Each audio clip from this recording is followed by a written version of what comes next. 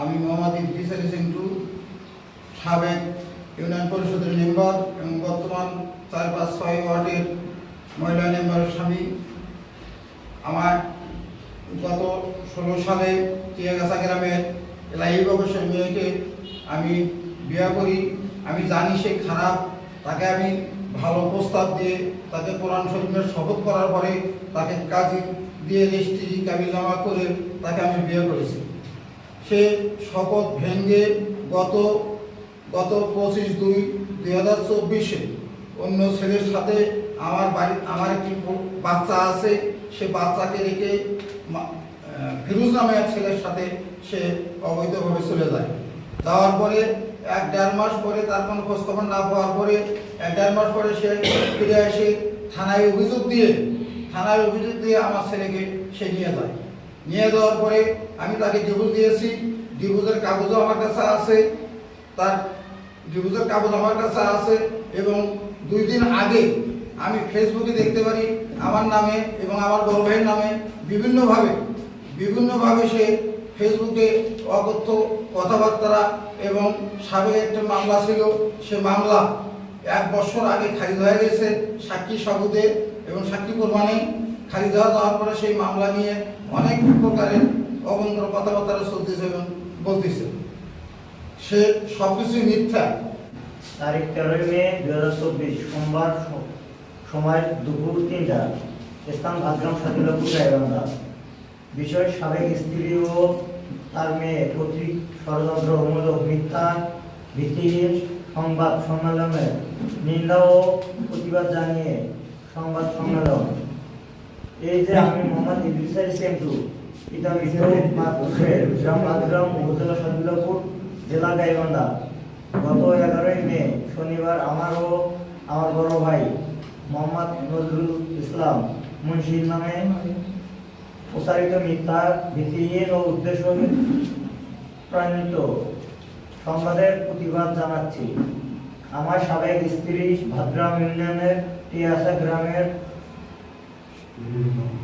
মৃত ইলাহি বংশের মেয়ে শিউলি বেগম ও তার মেয়ে রাজিয়া সুলতানা সাগরিকা কর্তৃক সংবাদ সম্মেলনের মাধ্যমে সাংবাদিকদের যে তথ্য দিয়ে বক্তব্য দিয়েছেন তা আমার বড় ভাইয়ের নামে তা সম্পূর্ণ মিথ্যা, ভিত্তিহীন ও উদ্দেশ্য প্রণীত।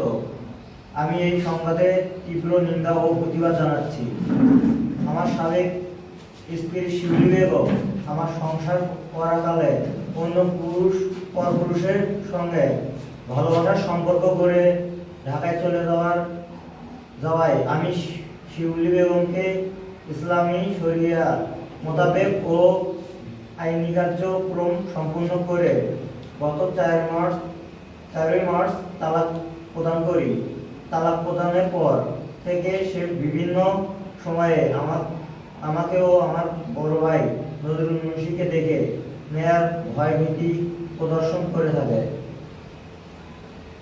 এরই পর্যায়ে সে আমার ছেলেকে গত 29 মার্চ রাত্রে সাতিলাপুর থানায় আমি সন্তানকে আটকে রেখেছি মর্মে লিখিত অভিযোগ করে আমার বাড়িতে পুলিশ প্রশাসন এনে আমার সন্তানকে নিয়ে যায় এবং আমাকে ও আমার ভাইকে দেখে নেবে বলে হুমকি ধামকি প্রদান করে চলে যায়।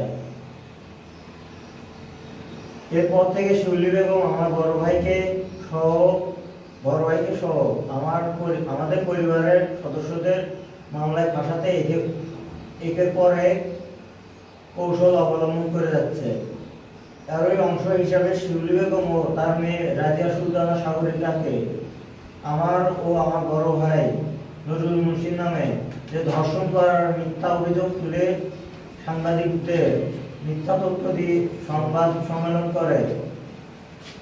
এই অভিযোগটি সম্পূর্ণ মিথ্যা, ভিত্তিহীন ও বানোয়াট।